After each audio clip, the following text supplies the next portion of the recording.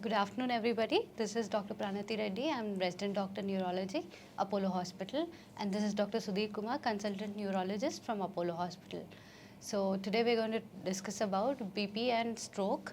There are a few questions which people would like to know, sir. So usually, what is the connection between BP and stroke? Yeah, that's a very good question. So the question is regarding the connection between BP and stroke. And so before the actual topic, let us first discuss a bit about the stroke. So stroke generally refers to acute or sudden onset weakness of hand and leg, which is also commonly called as paralysis. And it's a major cause of disability and also death. So it leads among the top leading causes of death other than heart attacks and cancer. So it is important to look at the preventive aspects. In that, if you look at the risk factors for stroke, the commonest risk factor is blood pressure. So blood pressure or the high blood pressure is a risk factor for first time stroke, the repeated stroke, what is called as recurrent strokes. And if you look at the strokes, there are two types of stroke. One is the ischemic stroke where the blood supply gets blocked, and the second is the brain hemorrhage where the blood vessel ruptures and the blood leaks out. And high BP is a risk factor for both ischemic stroke and as well as the hemorrhagic stroke. So what are the various methods in which we can control this high blood pressure? Yes, so the high blood pressure should be controlled and the people should maintain normal blood pressure. The idea of keeping the blood pressure normal is to prevent the first ever stroke, and those who have already suffered brain stroke in the past, if they keep the blood pressure normal, then the repeated stroke can be prevented. And if you look at the options, one we have what is called as non-drug options, and the second is drug options. So I will first discuss the non-drug options of keeping the BP within normal limits.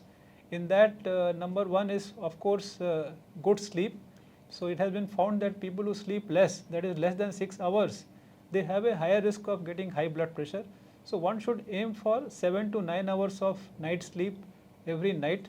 Second is stress. Today when I meet people in the OPD or wherever, everybody says I have stress in my life, work stress, financial stress, family stress.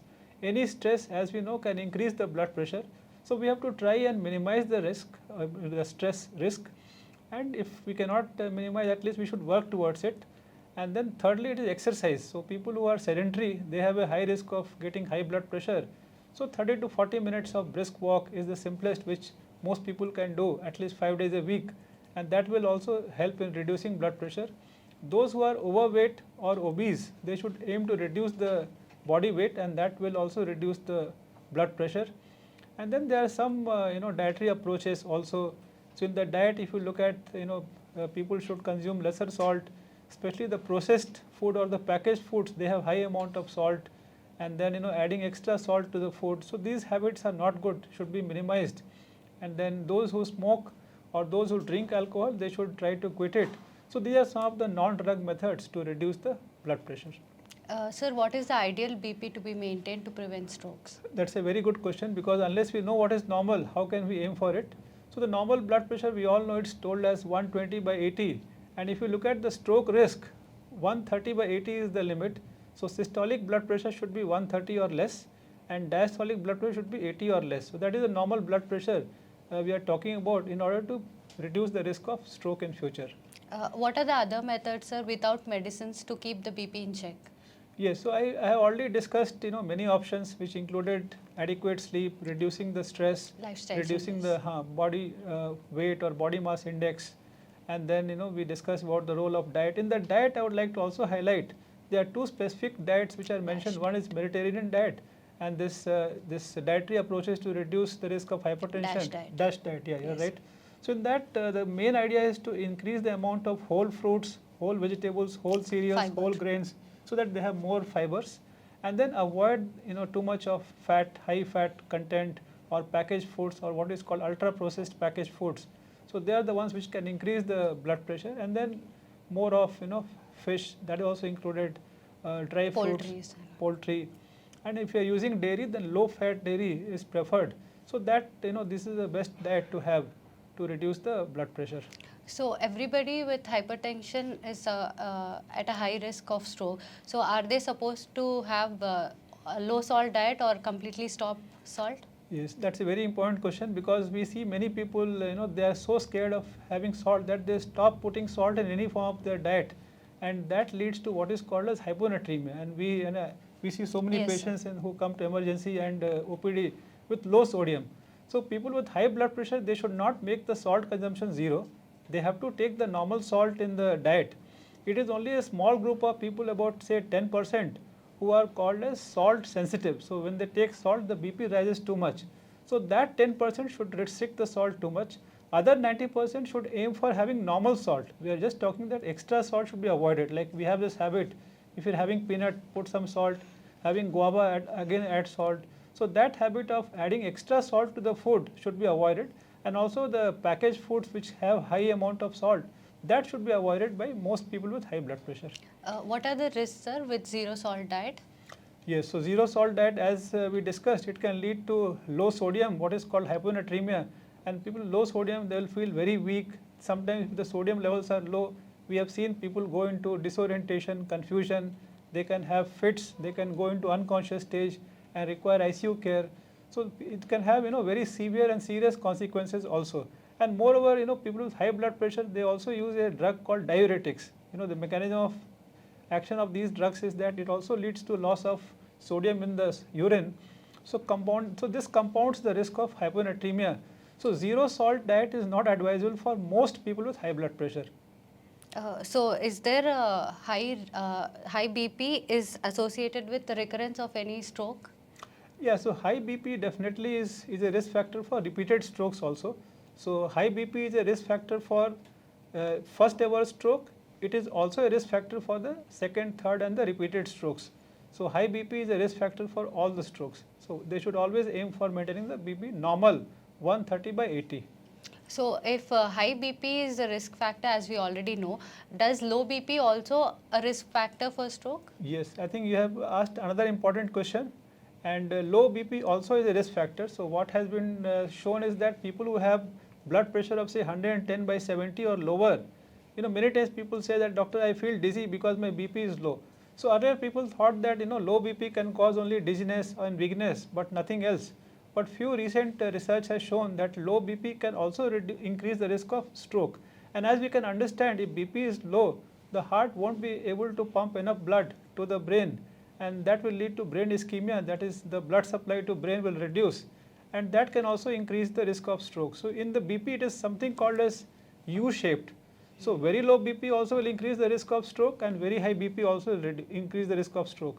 So one has to maintain, it's a very tight balance. So systolic or the upper should be 110 to 130, not below that, and the diastolic say maybe 70 to 80. That's the normal levels to maintain. Sir, while treating stroke, is there any condition where we are not supposed to aggressively reduce the BP?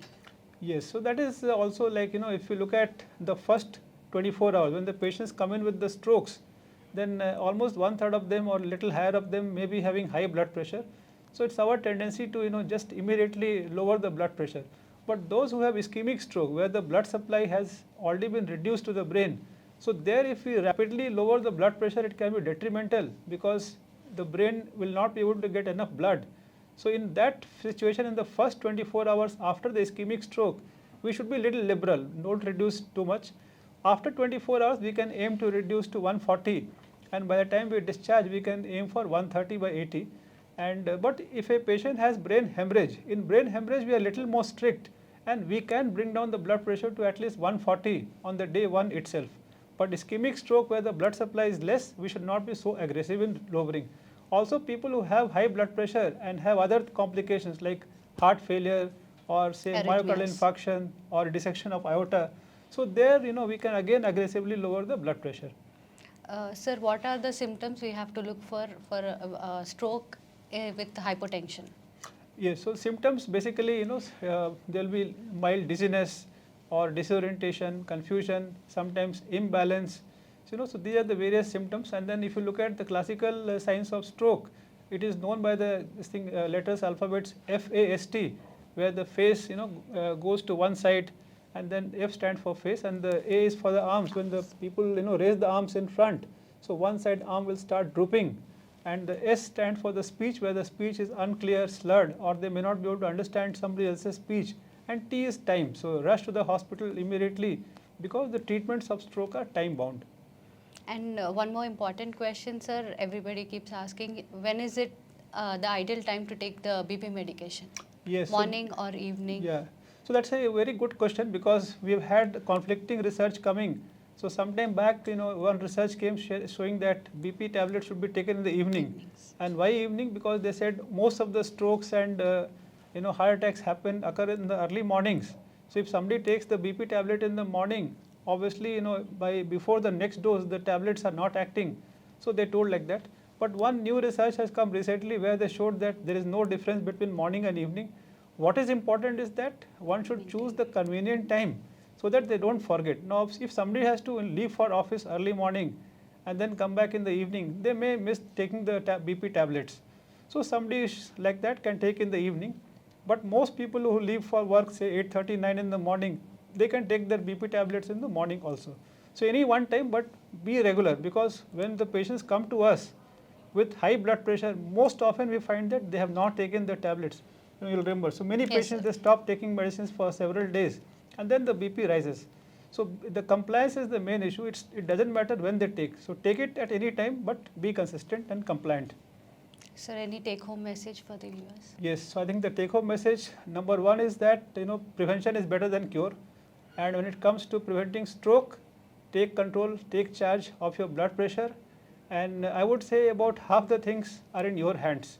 To take care of, minimize your stress, adequate sleep, diet, dietary approaches, what we discussed, stopping the alcohol, stopping smoking, many of these things, and regularly exercising. If someone does all these things, 50% war is won against the blood pressure. Second thing is, if you are identified to have high blood pressure, don't ignore it. Don't feel that, I feel normal, I have no symptoms, so why I should take the BP tablets. You must take the BP tablets. And if required, consult your physician, consult your doctor, and keep the BP under normal. And by any misfortune or mischance, if you develop any of the stroke symptoms that we discussed, rush to the hospital, nearest hospital which has CT scan facility, because the clot buster drugs where to dissolve the clot can be given only in the first 4.5 hours. So time is important, time is brain. And I hope that this was useful. And if you have, so I think any other message you would like to give? That's also compliance is the main thing. So Sure. most of the patients we see, they stop the BP medication saying that the BP is normal, which is not correct, is what I feel. After taking the medicine is when they are actually maintaining the BP. So we would prefer if they take the medicine and then come for regular checkups. Sure.